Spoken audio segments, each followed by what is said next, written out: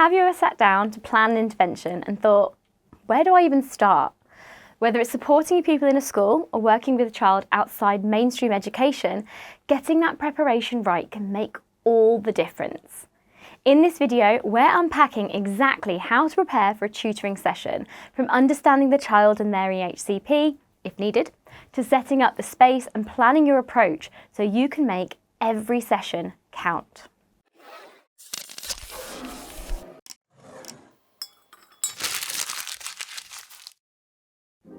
Hi everyone, I'm Natalie from My Progression, and this video is about preparing for an intervention. An intervention is defined as a short-term focused teaching programme with objectives aimed at particular students or small groups of students. I'm going to be going through the different types of preparation you'll need to do, whether you're supporting a student in school or working with a child who's unable to access mainstream education. This video will also break down the relevant sections on an EHCP, as, let's be honest, they're not always the most straightforward. Before we get into the detail, I want to talk about preparation. Alexander Graham Bell didn't phone it in when it came to preparation. He famously said, before anything else, preparation is the key to success. And that couldn't be truer when it comes to planning an intervention. Good preparation isn't just about gathering resources. It's about understanding the child, the purpose of the intervention, and the goals of your support. So let's start with your preparation. When you're planning an intervention, your goal is to set that child up for success, and that begins long before the first session. So there are 3 key things to think about. 1, information gathering. 2, practical setup.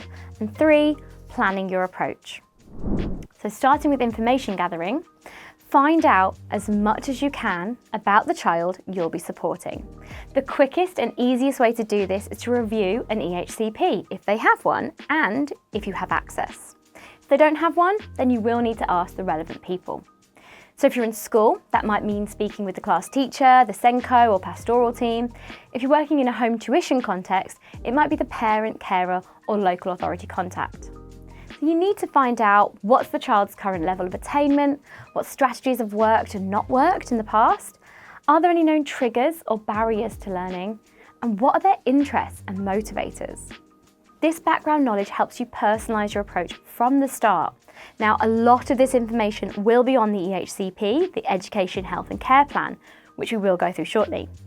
But you may need to clarify or gain more recent information from the people that know the child.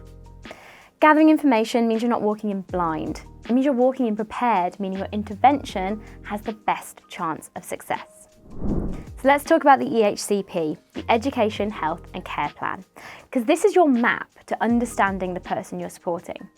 We've got a video that explains what an EHCP is and who might need one, so watch that after finishing this video by clicking the link in the description below. And if you're finding this helpful, then like, subscribe and click on the bell to keep hearing more from My Progression. If you've ever opened up an EHCP and thought, whoa, that's a lot of information, you're definitely not alone. EHCPs are incredibly valuable documents, but they can also be overwhelming. The key is knowing which sections matter most when planning your intervention. So let's break it down. The main areas you should look at are A, B, E, and F. Section A, the views, interests and aspirations of the child and family. And this is where you start. Section A of the EHCP gives you a sense of who the child is, not just their needs, but their personality, their hopes, their interests, and how they view themselves as a learner. You might find information about what motivates them, their favourite subjects, or what they want to do in the future. When you're building rapport or planning learning hooks, this section is gold. It helps you connect with the child on a human level, and that connection is often the foundation of successful intervention work. So you can use this information to help them feel more connected to the learning. For example, if you've got a child you're working with who's got a pet lizard, then asking them to teach you something about lizard care that you didn't know allows them to feel they've imparted knowledge and they can see the positives in learning. Section B, the child's special educational needs. So Section B of the EHCP lists out the child's identified needs, often grouped under the 4 broad areas of the SEND Code of Practice: communication and interaction, cognition and learning, social, emotional and mental health, and sensory and/or physical needs. So when reading this section, look out for specific details. For example, difficulties processing verbal instructions, requires additional time to record written work, or finds transitions between activities challenging. Each of these statements can shape how you deliver your intervention. Highlight or note anything that affects your teaching approach. This is your blueprint for differentiation. Section E, outcomes. Section E of the EHCP is where the plan sets out what the child should achieve over a set period of time. These are the long-term goals that all professionals involved are working towards. And when you plan your sessions, you'll want to make sure that what you're doing feeds into those outcomes. For instance, if an outcome says, Elise will have developed her communication and interaction skills so she's able to communicate her wants and needs effectively, your intervention could focus on emotional regulation, and it could suggest that you use the Elkland language builders to support the development of expressive language skills. Having clear outcomes will help you keep your work purposeful and measurable. Section F, special educational provision. This is the how, the detail of what support and provision the child must receive. Section F of the EHCP is legally binding, which means everything listed here should actually be happening. Look closely at the wording. It might specify the frequency, so 3 30-minute sessions per week, the type of support, individual literacy intervention with specialist teachers, or even the method, so that could be use of visual schedules. When you plan your sessions, this section allows you to ensure you're delivering what's been agreed and that your work aligns with the child's entitlement. Now, depending on your role, you might also want to look at other areas of the EHCP, including sections C and D, health and social care needs, particularly if those impact learning, attendance or emotional regulation, and sections G and H, the health and social care provision, which is useful to know if other professionals are involved, like speech therapists or occupational therapists. Knowing who else is part of the child support network helps you stay consistent with the wider plan. So once you've read through the EHCP, pull out the key information you'll need to use.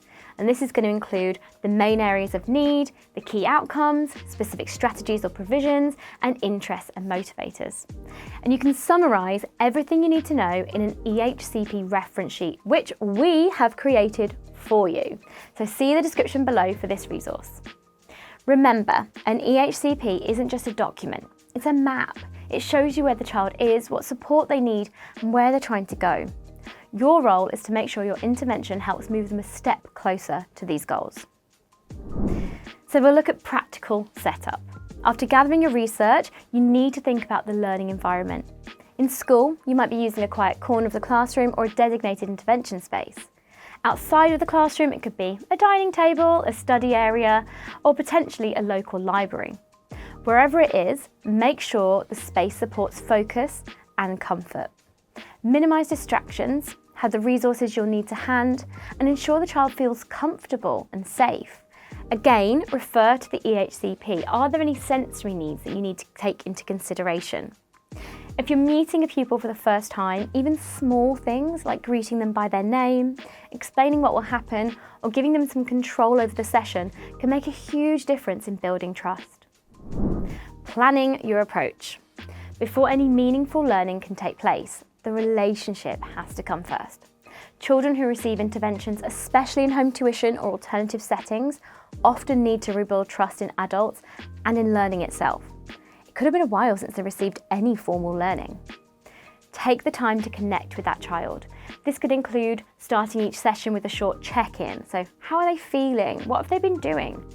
Use their interests, so that's from section A of the EHCP, so you can make tasks more engaging.